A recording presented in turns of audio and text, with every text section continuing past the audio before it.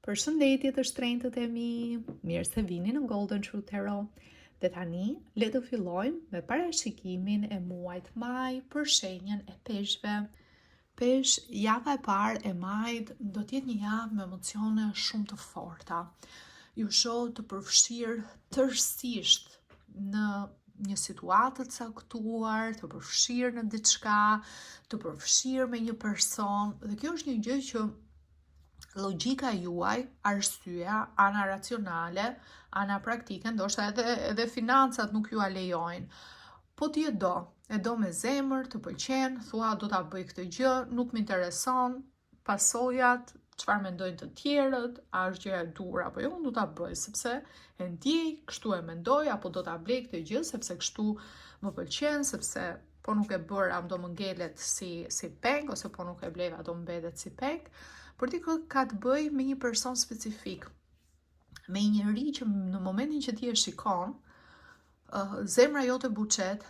dhe vëmendja që merr nga ky person, komplimentat, momentet që kalon me këtë person, të duket sikur bota ndalet dhe nuk sheh asgjë tjetër përveç personit, edhe përveç momentit që ti e shijon, momentit që je me këtë person, sepse nga ana emocionale ju shoh të mbushur plot, shumë të lumtur, shumë të kënaqur. Por shikoj edhe një sens të mos menduarit shumë për pasojat apo çfarë vjen. Kjo mund t'jetë edhe pak pasoja e hënës së plot në akrep me datë 1 maj.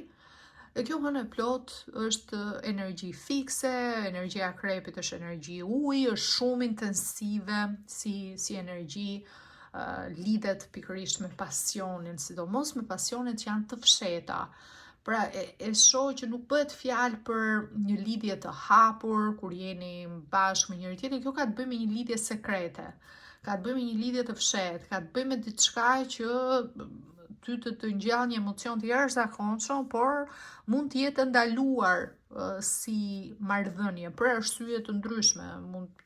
t'ju lidh puna bashkë, mundet që të dy palët ju të jeni të martuar, është një lidhje e fshehtë. Mund t'jetë diçka që personi tjetër është i martuar, pra është një situatë e tillë që nuk shpjegohet dot.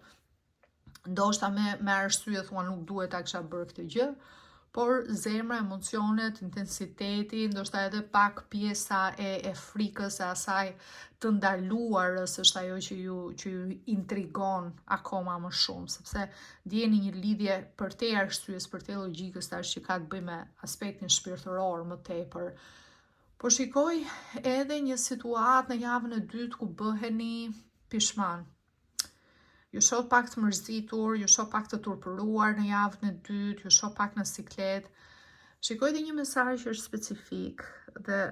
për këtë dua të tregoj me e kujdesshme, sepse është sigurisht ky është një lexim i përgjithshëm. Po veçanërisht kush është shtatzan, femrat, vajzat e shenjës së peshqve. Nëse jeni shtatzan në fillim të majit, ju lutem bëni sa më shumë kujdes, ndiqni këshillat e mjekut, rekomandimet, mos rrezikoni, mos bëni diçka që nuk është mirë ose e lejushme, apo e shtyni më shumë se ç'duhet, se shikoj edhe shqetësime nga ana shëndetësore, shqetësime që kanë të bëjnë me shëndetin, mund të jetë edhe një humbje për dikë, një humbje që sigurisht le pasoja nga ana emocionale, se nuk ju shoh shumë mirë në javën e dytë. Java e dytë do të jetë shumë intensive si javë, me mendime të forta. Kalojmë nga ana e ndjenjave tek logjika. Pastaj realiteti ju bombardon në javën e dytë. Filloni mendoni pasojat, o bobosi është kjo situatë, probleme që mund të dalin, thashe theme. Kujdes me çfarë ndani me të tjerët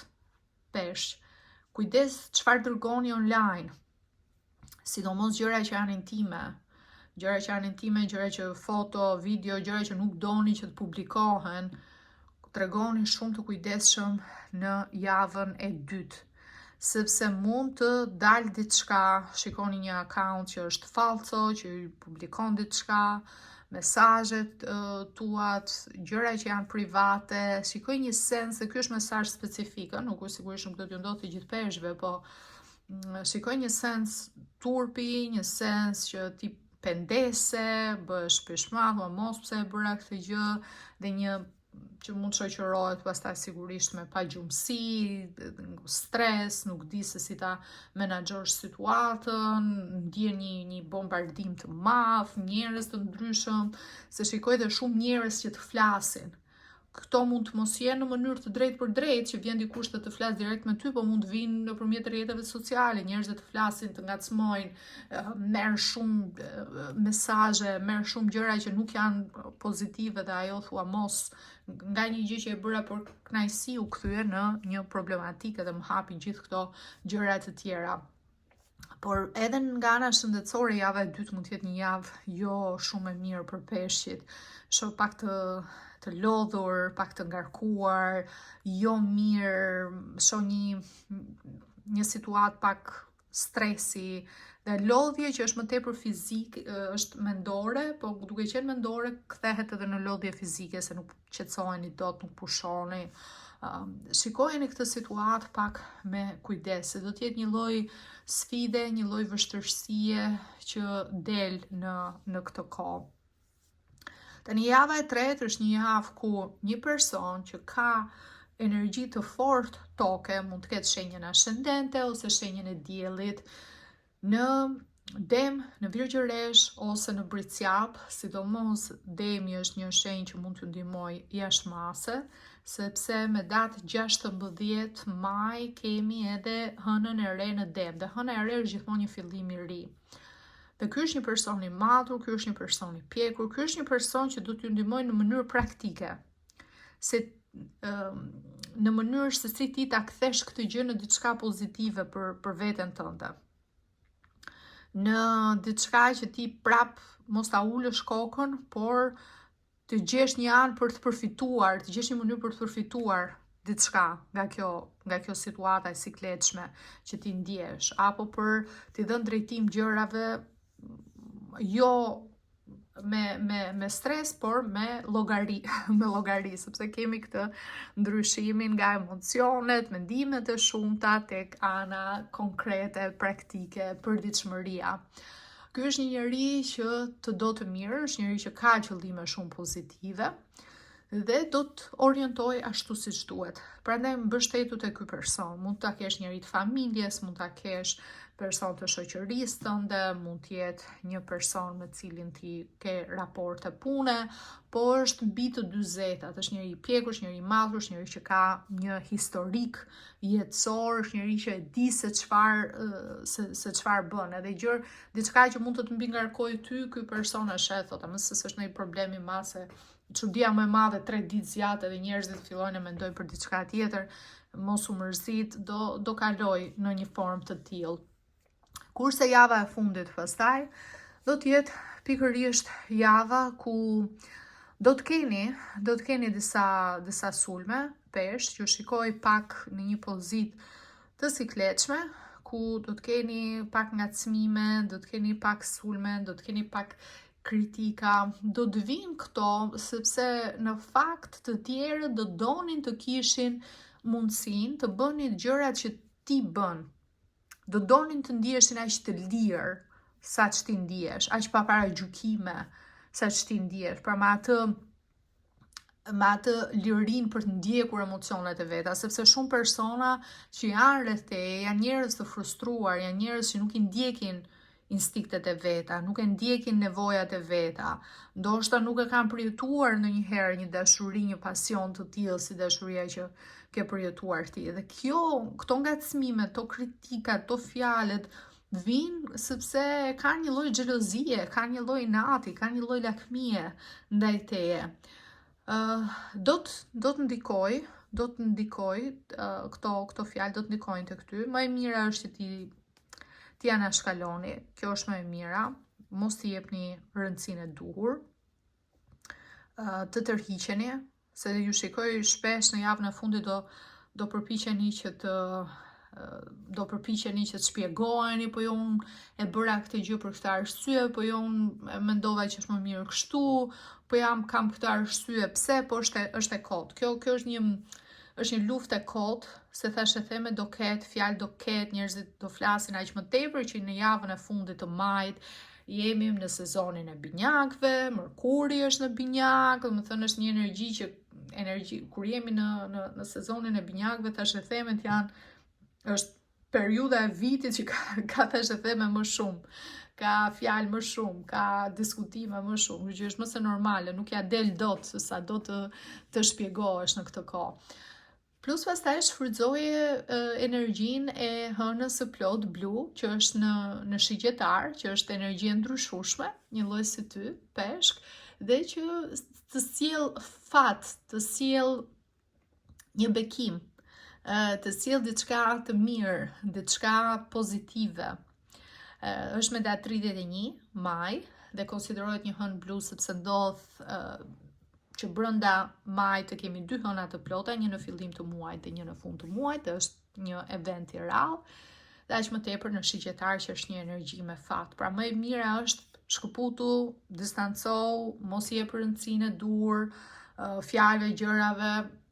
rëndësinë që ti të ngarkohesh, mërzitesh ti vetë dhe të prekesh. E rëndësishme është që ti të kesh një bindje që ke bërë gjën e dur për zemrën tënde, për nevojat e tua, për ta shijuar jetën tënde. Kjo është më e rëndësishmja. Edhe nga orakulli, mesazhi për ty thot challenges, achievements, mountain. Mund të ketë momente që ty të duket sikur pikërisht sikur po ngjitesh në maj të malit, në fillim të muajit do ndihesh sikur je në maj të malit dhe je shumë mirë. Pastaj drejt fundit të muajit do duket sikur po zbret nga mali dhe njerëzit që kanë zili pse ti arritet të ngjitesh deri në maj të malit do të kritikojnë dhe do thonë se s'ishte ndonjë gjë e madhe, se mund t'isha ngjitur edhe unë, po mund ta kisha bërë edhe unë këtë gjë, po pse do ta marr unë atë rrezik e fjalë të tilla të tjera të kësaj natyre. Por në këtë rast mali përfaqëson edhe